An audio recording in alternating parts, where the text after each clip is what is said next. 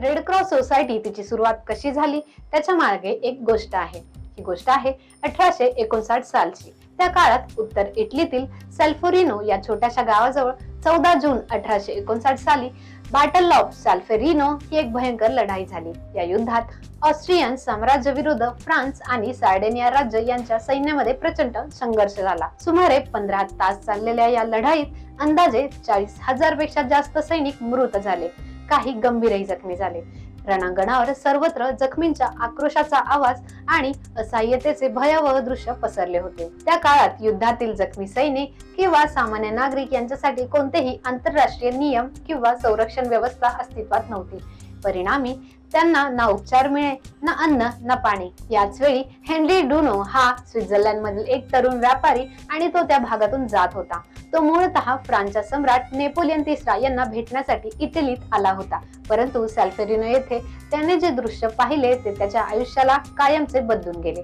हजारो जखमी सैनिक वेदनेने तडफडत होते, मदतीसाठी हाक देत होते. हे पाहून हेनरी डुनोने आपला प्रवास थांबवला आणि तात्काळ मदत कार्य सुरू करण्याचा निर्णय घेतला. त्याने स्थानिक गावकरी, शेतकरी आणि स्वयंसेवकांना एकत्र केले आणि जखमींना मदत करण्यासाठी पुढाकार घेतला. त्याने सर्वांना एकच संदेश दिला, टूटी फेराटील, म्हणजेच आपण सगळे भाऊ आहोत. या विचाराने प्रेरित होऊन लोकांनी शत्रू आणि मित्र असा भेद न करता सर्व जखमी सैनिकांना समान वागणूक देण्यास सुरुवात केली. ड्युनाने जवळच्या चर्चमध्ये तात्पुरते रुग्णालय उभे केले. तेथे जखमींना नेऊन त्यांच्यावर उपचार केले. लोकांनी जखमींना अन्न, पाणी, औषधे दिली. अनेक सैनिक मृत्यूच्या उंबरठ्यावर होते. अशा वेळी त्यांच्या शेवटच्या इच्छा आणि संदेश त्यांच्या कुटुंबियांपर्यंत पोहोचवण्याचे कार्यही या स्वयंसेवकांनी केले. हेनरी डुना अनेक दिवस त्या ठिकाणी राहून अथक सेवा करत राहिला. त्याने केवळ मदतच केली नाही तर लोकांमध्ये मानवतेची जाणीवही जागवली. या घटनेने त्याच्या मनावर इतका खोलवर परिणाम केला. या अनुभवातून प्रेरणा घेऊन त्याने 1862 मध्ये अ मेमरी ऑफ सॅल्फेरिनो हे पुस्तक लिहिले. या पुस्तकात त्याने सॅल्फेरिनोतील भीषण अनुभवांचे वर्णन केले आणि 2 अत्यंत महत्त्वाचे प्रस्ताव मांडले. पहिला म्हणजे प्रत्येक देशात जखमी सैनिकांसाठी स्वयंसेवी मदत संस्था असाव्यात आणि दुसरा म्हणजे युद्धाच्या काळात जखमी सैनिक आणि वैद्यकीय कर्मचाऱ्यांचे संरक्षण करण्यासाठी आंतरराष्ट्रीय नियम असावेत. त्यांनी जगभरातील लोकांचे लक्ष वेधून घेतले. या विचारांमुळे 1863 मध्ये international committee of red cross या संस्थेची स्थापना झाली. ही संस्था जगातील पहिली आंतरराष्ट्रीय मानवतावादी संस्था मानली जाते. त्यानंतर 1864 मध्ये पहिला जिनिव्हा करार झाला, ज्यामध्ये युद्धातील जखमी सैनिक, वैद्यकीय कर्मचारी आणि रुग्णालयांचे संरक्षण करण्यासाठी स्पष्ट नियम ठरवण्यात आले. या करारामुळे युद्धाच्या काळातही मानवतेचा विचार करण्याची एक नवीन परंपरा सुरू झाली. या काळानुसार रेड क्रॉस हे चिन्ह अधिकृतपणे स्वीकारले गेले, जे संरक्षण आणि तटस्थतेचे प्रतीक आहे. पुढील काळात ही चळवळ अधिक व्यापक होत गेली. काही मुस्लिम देशांनी धार्मिक कारणांमुळे रेड क्रॉस ऐवजी रेड क्रेसेंट हे चिन्ह स्वीकारले, तर 2005 मध्ये रेड क्रिस्टल हे तिसरे चिन्ह अधिकृतपणे मान्य करण्यात आले. रेड क्रॉस, रेड क्रिसेंट आणि रेड क्रिस्टल ही तिन्ही चिन्हे मानवता, निष्पक्षता आणि संरक्षण यांचे जागतिक प्रतीक बनली आहे. आज ही चळवळ केवळ युद्धापुरती मर्यादित नसून नैसर्गिक आपत्ती, महामारी, दुष्काळ आणि इतर संकटांमध्येही मदत कार्य करते.